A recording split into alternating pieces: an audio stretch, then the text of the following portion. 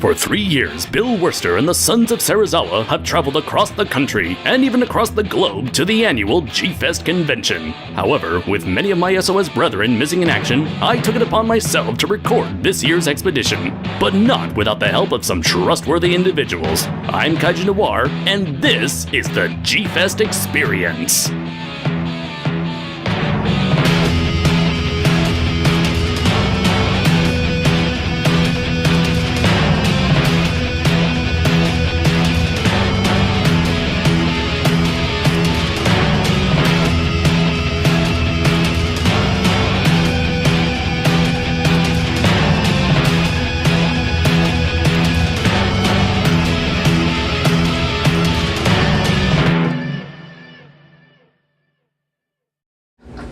Okay.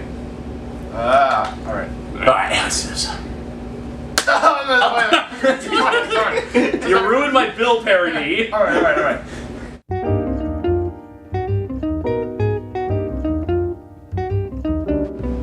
Hello, people of the internet, and welcome to another edition of the KaijuNoir G-Fest Experience. I'm, of course, your host, Andres Perez, aka KaijuNoir. This here is...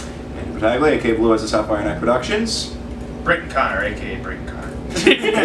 Patrick Allen, aka the Unknown 837. AKA this hair splitter, the unbiased Zodiac killer. The pretentious Toho Kingdom critic, etc. and so forth. And so on and so forth. So on and so forth. So anyways, this is our next vlog of the G-Fest Experience series. We tried to do one last night to commemorate the completion of our second day, day 2 of G-Fest. Unfortunately, this particular someone, that someone being me, was just dead tired due to the whole jet lag sort of deal. I'm gonna make it like a New Year's resolution for next year's G-Fest to like start drinking coffee more, just to keep myself awake like 24/7 for anything G-Fest related. Yeah, me and Brayton here desperately trying to wake Andres up, but yet at the same time we were too scared because we weren't sure if he was gonna wake up and try to strangle one of us. We were expecting a violent. He's got my mullet! He's got my mullet! Oh god! Oh god! I paid $3 for that! It's the source of my power! Power spading! Yeah, but yeah, anyways, I tried to take a power nap, but that power nap ended up being 2 hours long, and at the end Super of the day, power nap. Yeah, super power nap.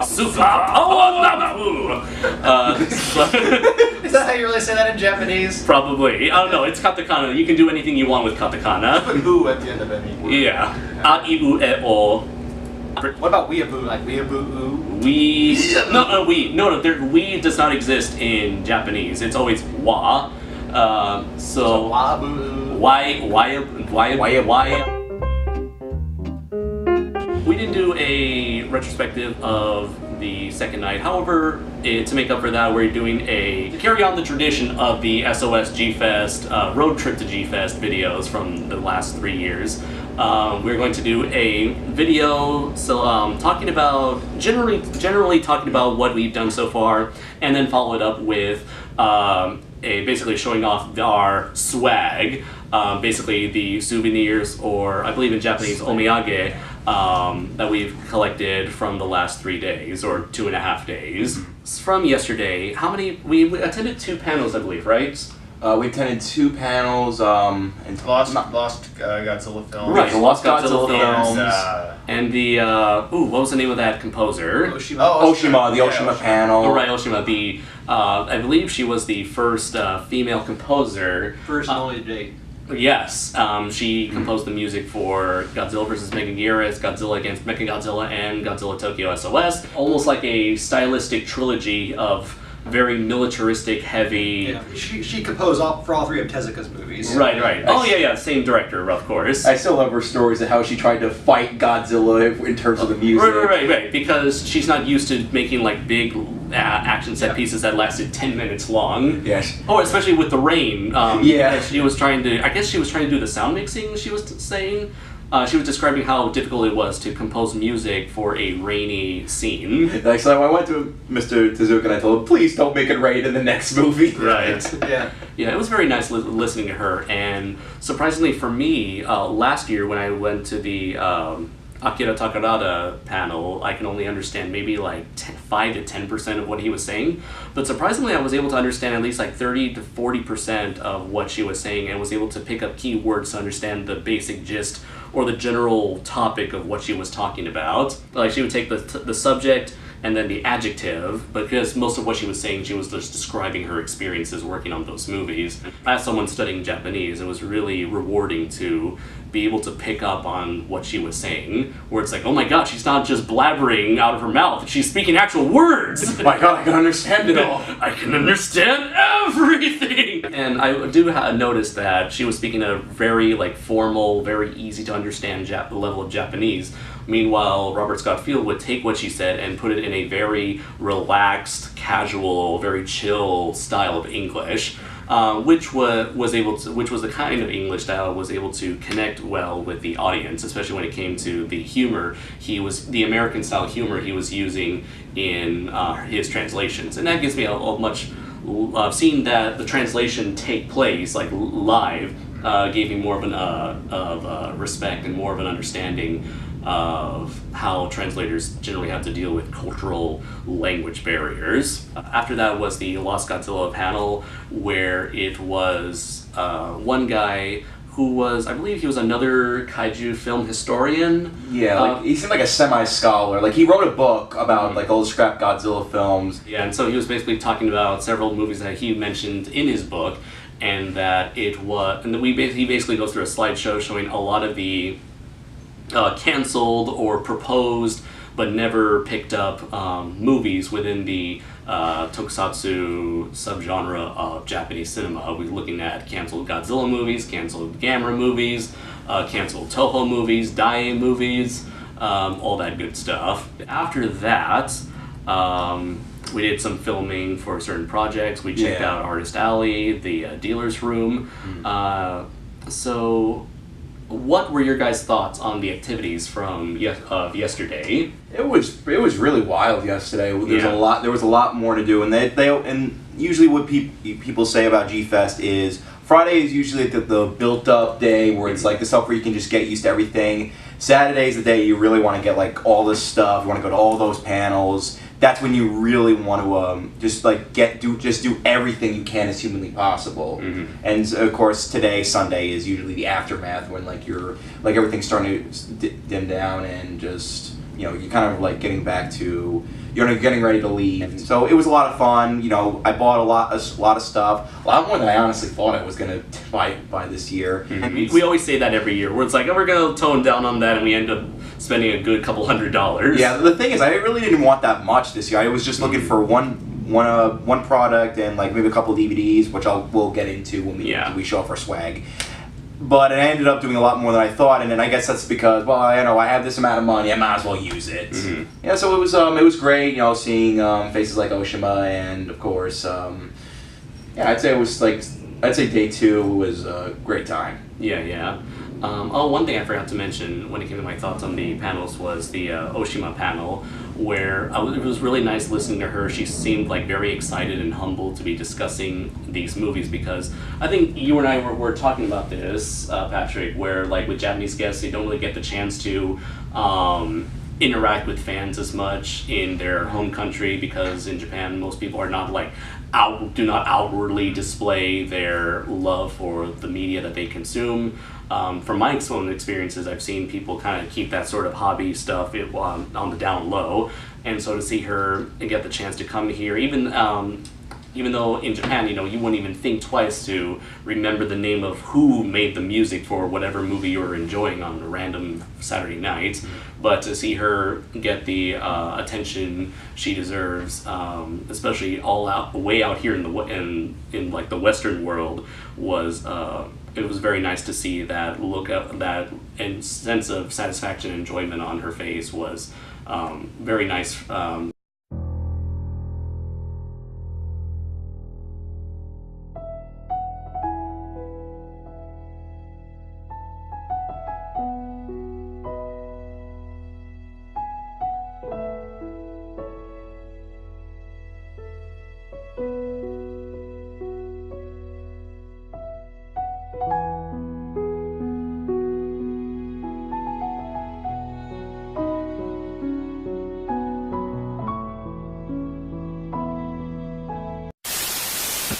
Say what you need to say. Say what you need to say. Say what you need to say. So yeah, as I kind of mentioned, I didn't spend any money on anything from the con itself. But Andrew here and Andres were so gracious enough to give me gifts when I showed up. One being the Don Fry custom-made action figure for Mr. Battaglia over here, and I was going to say, wrong direction. Right here. I'm pointing this. No, you were pointing that way. No, I was gonna say I was gonna say Andres over here. It's a chapter. Right? I'm talking here. Don't interrupt me. You bastards. You bastards. You We're on a bastards. limited budget here, so be careful. Yeah. We don't We're want to running out the budget. God damn you, Patrick. You had to do that. Yes, I did. And got a Blu-ray of Godzilla vs. Mechagodzilla, my favorite Godzilla film. It's beautiful. I can't wait to watch it. I'm sure it's pristine. I'm just so grateful and thankful to these guys. And me being a cheap bastard, my consumerism didn't spurt out, and I didn't really buy anything from the dealer's room, even though I was tempted. But yeah, no sweat, no swag.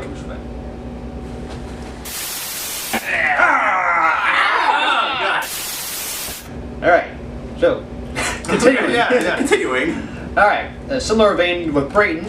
First item is actually not something I bought at G-Fest, but actually Andres here was very nice to bring me from Japan. The official Japanese Blu-ray of my personal favorite Godzilla film, The Return of Godzilla, aka Godzilla 84. Thanks, Andres, for bringing it over. You're welcome.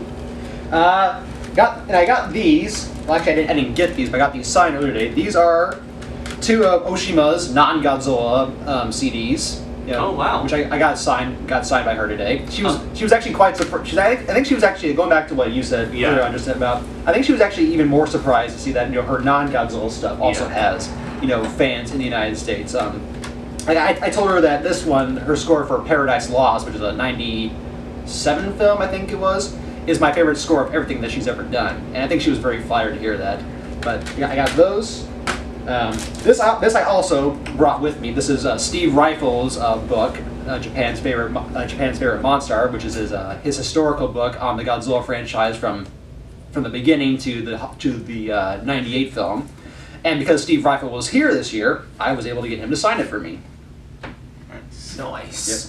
And also, this is one that's going to make David fly through the roof with anger because he's been trying to get this book for ages. This is Ed Goczynski's really obscure, really hard to find, and if you can find it, it's very expensive, book from the 90s, The Illustrated Encyclopedia of Godzilla. Hey! That's mine. I've been looking for that book. Ooh, you dirty motherfucker. And David once told me that he was going to search. He's going to check eBay like every single day until he found that book. And lo and behold, David, I got it before you did. So yeah. He was too busy buying bootlegs. Yeah. Yep. Yeah. Even if he came, he would have spent all his money on bootlegs. So there you are. Yeah. So booyah. What are you guys doing? Get back in the shot. No, I gotta get on the bed. Get on the bed. I can't get. I'm not gonna leap over your stuff. No, just leap over Andres. What weird games are you playing? I have no idea. Shut up. Whoa, hey. Hey! I told Andres, dinner first before you start moving. Alright, so I'll make this very quickly. Things that I bought at G-Fest here, mainly in the dealer's room, were the dealer's room. The dealers were. God damn it! How could this happen to me? This always happens when I meet up with them. Anyway, I finished off my releases of Kraken with Ebra Horror of the Deep, Godzilla vs. Gigan, and the Smog Monster.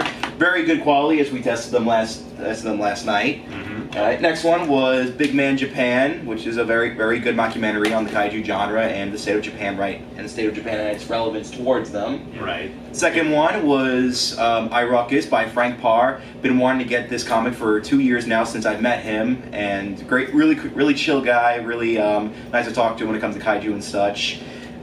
And also, on to the next part of the list is this little Zigra figure right here that I bought this for my older brother. My brother is like a big, for some reason, a big fanboy of Zigra, despite that he's not really a big fan of the Godzilla series itself. So I bought this for him since he might like this. He might want a little bit of memorabilia from his younger brother. And also, since I might as well out this. I also got Denny Ross, Marshall Starr, cool guy, great guy to talk to, and I got in contact with him with Andres like last year's G Fest. Hello? Get somebody out here. What's going on now, sir? That son of a bitch is about 6'9", I don't know. Do you see him now, sir? Yes, I'm looking right at him. Uh-oh. Me and him got a lot in common, mainly Godzilla and Sonic the Hedgehog. We even did a video on Sonic Mania and Sonic Forces. See that thumbnail right there, go click on it. And you can check out my review on the other side. Yep, right here. Exactly. And People are such content whores. yes. So of course I asked Denny to give me a physical copy so I could read it and get like Andres, like make a review for it. I still love his I still love the autograph that he sent me for Andrew. Gotta go fast. Gotta go fast. Gotta go fast. Got to go fast. And of course, since as I mentioned, I was good friends with Nick Hubbard. He gave me a lot of these poster prints of the characters that you see in the movie. This one being Flatwoods, based on the Flatwoods monster. The main villain of the movie, Zugra, which was supposed to be a Barugon style twist on Zigra, which is kind of nice. And another one on Flatwoods, fully colored. It's got a nice red and green look to it. It's got a nicely stylized. Also, their art book, and they talk about a little bit of their, the history of it and what they wanted to do. The project they're making is called Advent of Mebiar, which is essentially Napoleon Dynamite meets Godzilla. It's kaiju's fighting monsters, which is a neat idea. I like that. Yeah. All right, so going back into, I'm gonna save like these two for last because this is like the good gifts. Yeah. Good shit. The good shit. And I also got these. These are for the SH Figure Art series for making posable characters with, for drawings. Because for any of you who don't know, I draw a lot. I do title cards for Andres' videos. Sometimes Patrick's, depending on. I know we did it in the early years, but we haven't done like any since. And he's done the title card for these series videos. Right. And I decided to buy some of the effects in there, the burn, like the fire, the aura effect, and the wind effect. It's basically everything you see coming out of the DBs, the Dragon Ball Z characters when they're fighting and powering up, all those kind of stuff. Right. And it's going to be very helpful when wanting to create more better action poses. Now, on to the gifts that I really want to talk about this year, and one of them I was expecting, the other one I wasn't expecting at all. The first one I want to talk about is what Patrick Galvin got me. He told me in advance, is a copy of Steve Rifle's book, Japan's Favorite Monstars, the unauthorized bibliography of the Big G. Because I told Patrick that recently I've been wanting to talk more about, or at least discover more about the behind-the-scenes stuff about Godzilla. So getting this book was a great honor because it's kind of hard to get these books because of how expensive they are. Because I remember searching for David Callett's book that cost around $70. So, Patrick, he had a copy. He said, Andrew, I got a copy for you. You want to buy it? Or not buy it, but you want me to hand you a copy as a token of our friendship? I'm like, sure. It's a great honor. It's I still thank you for that. It was great for you to give me this. And I can't wait to read it when I get home. This Monday. And finally, this one was a very gracious gift by you, Andres. Following Patrick and Brayton's circle of Blu-rays, he got me GMK on Blu-ray, which is my personal favorite Godzilla film. And I've been wanting to get a Blu-ray for this movie for a long time, but I decided not to because of how much Sony butchers the subtitles and it's not that much of an improvement over the Sony DVD. No, not really. And despite some better quality in terms of picture. Right. This, however, it's still the dub titles. This, however, this is a more appropriate Blu-ray release. Despite that, there is no English subtitles for this one, but it's straight from the source. Yeah, straight from the source. No Sony meddling. Yeah, even though, kind of funny enough, me and Bray, when we were watching this last night, I was kind of riffing on it by saying all the lines from the Sony dub because of how much I can memorize it. Right. Yeah. A red monster, not Godzilla. So yeah, I think it does come with special features, maybe some behind the scenes making of it. Not too sure, but I'll find out when I pop this thing in my Blu-ray player, because thank God Japanese Blu-rays are the same region as American Blu-rays. Yep. Thank God. So this is a really great gift from you, Andres, and I really thank you for that, as well as you, Patrick, for once again for the book. So yeah, that's my swag. Ooh, more margaritas.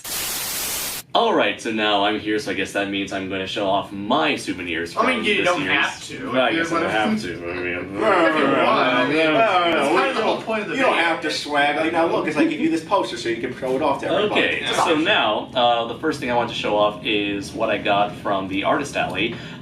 This one here, I'm not going to display it because I know it would be a pain in the ass to just put it back in the tube, but I'll just have Brayden place the image right here of Jeff Zornow's print that he made exclusively for this year's G-Fest of Giant Robo, also known in America as Johnny Socko and his Flying Robots, which was the adaptation of... Actually, I'm not sure if it's an adaptation of Michitaro Yokoyama's work of... because before, the creator of Giant Robo was the same creator as Tetsujin Nichihachi Go, you may also know as Gigantor. He was hired by, I believe, Toei to create another robot series, which he made a manga for at the same time to help promote the series. And so I believe that was 1967? Yeah, I want to say 67 or 68. That was Right, so this may have been, so Jeff Zornow may have done this as a way to celebrate the series' 50th anniversary, similar to Ultra 7. So that was that. The other thing I bought from Jeff Zornow is a poster, a printing that he made of his original character, Dimension Fighter X. This is based on a comic that he made way back in the day when he first started getting into working as an artist for a living. He created this Ultraman homage character, and so he's been planning on bringing back the character, but just hasn't found the time or to start working on it because, as an artist, you have to work on what sells in order to, help put food on the table and keep a roof over your head. But I remember way back in the day, I actually moderated a panel here at G-Fest about original kaiju works, such as Night of the Fire Beast, Kodoja, Robot God Akamatsu, and the like. And Jeff Zornow was there to talk about Dimension Fighter X, which was his idea of a more violent take on Ultraman, basically like Go Nagai's Ultraman. And I really liked the idea, and so I really wanted to help him and support him, letting him know, hey, there are people out there who do like this, and I want to do what I can to support him. So if any of you are out there are fans of Jeff Zornow, please share your love for Dimension Fighter X in any way you can. Make sure to buy all of his IDW Godzilla prints. Oh yeah, absolutely. But don't get Zornowed. No, do not. You will Zornow! He must be destroyed. Let's see. The next thing I got was from Matt Frank, which is probably one of the artists. Without Matt Frank, I probably wouldn't be as involved in the Artist Alley community as I am today. So, God bless that amazingly talented individual. So for him, I bought one. I initially wanted to get two art pieces that I wanted to get from last year, actually. The first one being the Godzilla versus Evangelion print that he made, which sold out really quickly last year, but I was really surprised to have him have prints of this still around. You can see Eva units 0, 1, and 2, the Army of the Mass Production Angels, and of course the Godzilla that seems to be based off the GMK version of Godzilla, which makes sense considering that Shinji Higuchi had some involvement on that, as well as his buddy Anno. He and his buddy Anno worked on both on Shin Godzilla, and which connects to Evangelion. So it's kind of like a whole circle that completes itself there. The other one was one I also wanted to get last year but couldn't, which was of the American Godzilla, Legendary Godzilla versus Shin Gojira. And so I've often shared this image to a lot of my students when they want to know the difference between American Godzilla and the new Godzilla. And so now that I have an actual printing of this, I don't have to take out my phone anymore, but now just show this. Of course, I would have to keep this at my workplace all the time, but that's neither here nor there. I can imagine, in class, you're trying to pull it out. Where did I put it on my phone? Teachers have pictures of their family on their desk. You're just gonna have Exactly. And the other one was one that I saw a while back. This was one that he sold exclusively that premiered at either this year or last year's Power Morphicon. I would say it was last year's Power Morphicon, and it was of the Millennium Godzilla versus the Dragon Zord. And actually, at my very first G-Fest, I actually purchased a print of Matt Frank's Godzilla versus Power Rangers piece, which you can see Godzilla versus the Megazord with the Dragon Zord tucked away in the corner. And so it's kind of nice that I got this because it's like two of my favorite things from my childhood, once again duking it out. So let's see, and the last thing I got from Matt Frank was a fan comic he made called Gamera, The Last Hope, which is essentially an unofficial prequel to the Heisei Gamera series. And he did this out of his love for the character because, let's face it, when it came to the 50th anniversary, nothing really came out of the Gamera franchise outside of this cool yet confusing short film that really didn't say whether or not this was like a pitch, this was a one and done thing, but he really wanted to show his love for the character, and so this is kind of the first time he's done anything sort of original that's not like of IDW or just basic prints. And it's really cool. I really hope to see him actually go on and do something more original instead of relying on like a licensed character. But this is a really good stepping stone for him to do something that's completely of his own work. Obviously there are other people there that helped with the grayscales, the tones, the story, the script. Actually, the story was done by him, but the scripting was done by Joshua Bagash. I'm sorry if I mispronounced your name there.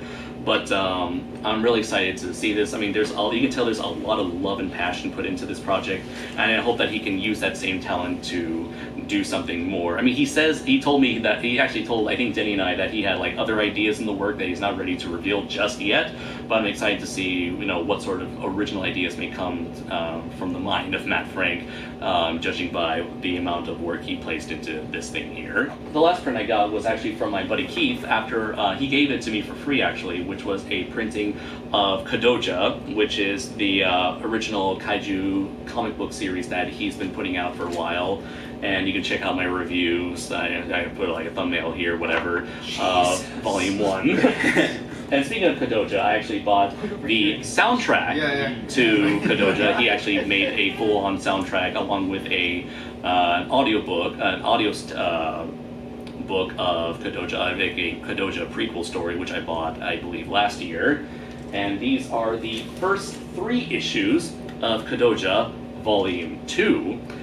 Issues 1, 2, and 3. However, he gave me 2 copies of issue 1, one featuring the normal art, and the other one featuring Jeff Zornow's art alternate cover for Volume 2, Issue 1. And you can get Issue 1 online at various websites like Comixology. However, for Issues 2 and 3, you can get them directly from the Kadoja website. And look, I'm already, as you know, if you've seen my review for Kadoja Volume 1, I really enjoyed the hell out of it. And looking at this, I also really dig the upgrade to the art. Can't wait to see what direction this story will go in. So the other thing I wanted to share was of the Arrakis comic that Andrew also purchased.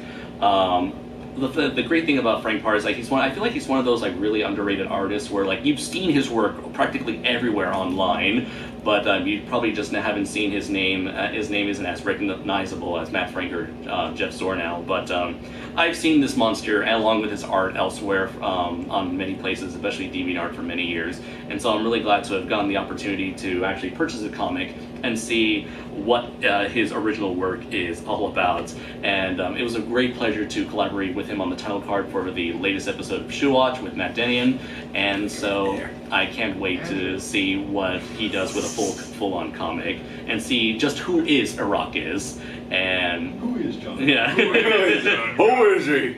And what's the deal with Arrakis? Who are you people? He looks like Godzilla, but he's not Godzilla. I'll never know. Never know.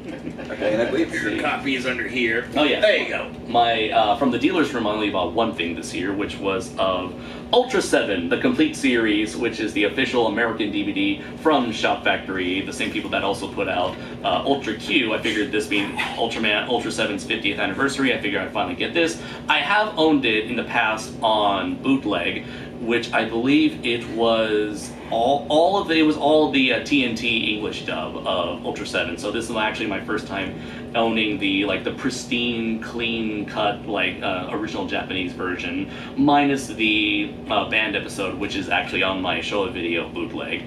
But I can't wait to show this and show my students, look, Ultraman is still quite a bit popular in America. Look, this is the official DVD. This is how he's presented in America. You think it's popular here? Well, let me show you something. I got this here. Yeah, so that's what I got. I wanted to get Ultra's Q as well, but both of them are $50, which is one of the main reasons why I have yet to I haven't purchased this one until now. Let's see. And the last thing I got was the starter pack for the collectible card game Kaiju Assault, which is sort of like this unofficial kaiju game that's like non-profit that features monsters from multiple different movies and TV shows, and brought to us by predominantly by Brandon Phillips, who I plan to interview for a future episode of Shoe Watch. And recently, he and Chris Martinez have collaborated in getting other people's original monsters into the mix, which is why I also purchased the expansion pack featuring Chris Martinez's cards based off of his monsters from the Fire Beast Dorugan series. Thank you very much. Don't forget it. As well as the expansion pack featuring Matt Denion's monsters from many of his comics, from many of his novels, including Polar Yeti, Atomic Rex, Chimera, Script of the Gods, and so on and so forth. So yeah, it was a really good time here at G-Fest, being able to check out a lot of art and a lot of original works, Kaiju Assault or Irakis, Kadoja, and all that kind of stuff. I did have one commission from a Mr. Hiroshi Kanatani. I really hope I'm saying his name correctly. He is a Japanese artist who is here at G-Fest for the second time. And I've seen his work many times on Toku Legion and on Facebook, and it was really nice to meet him in person. He seems to be like quite a humble dude, and I was able to get a commission from him, which is like Godzilla versus Gundam, because I've never seen that before almost anywhere on the internet. I'm surprised no one has ever done that before. So with him being as talented as he is, I want to know if he could do it, and he's currently working on that and some other commissions along as well. So hopefully when that's finished, I can post it here on the video as well. So a big thanks, huge shout out to him. And if any of you are not familiar with him, please check out his work if you can online. So anyways, how do you want to end these, guys? Alright. Fuck you all. Fuck you. Fuck you. So anyways, I believe that should be the last video where we will all be like on screen. So I guess anything you guys want to say before we wrap things up? It was a good year. Or a good weekend. Yeah, great meeting everybody. Yeah, absolutely. In person, yeah. Great time. Just meeting all the people that you don't really get the chance to meet a lot. Seeing people that you look up to and inspire to do all the kinds of things that you want to do, and also it's also good to get the merchandise that you can't because you don't have that much money at the moment. Pretty much. Oh yeah. That's why I don't like to go to the dealer's room right away, just so I can have an excuse to not spend money. Yes. Yes. I still haven't gone there at all, except to pick up the Ed's book, so I still need to make that trip sometime today. Right. Yes. And you were the smartest one of all. I didn't buy shit. Yeah. I looked. I was like a cuckold for all the toys. Only watching, no touchy. No touchy. Looky, no touchy. Right. All right. So thank you very much, everybody, for having the patience to watch 4 Godzilla nerds just geek out and just act like complete idiots here on this bed in a hotel in the middle of Chicago. So for the last time on screen for this year's G-Fest, I have been Andres Perez, aka Kaiju Noir. I've been Andrew Dagley, aka Blue Sapphire Night Productions. I have been and still am Patrick Galvin, aka the Unknown 837. I was Brayton Connor at a time. And until next time, everybody, take care. Bye. Okay. All right. That was great. That was problematic. It was great. Problematic but great. That's all she wrote. Yeah.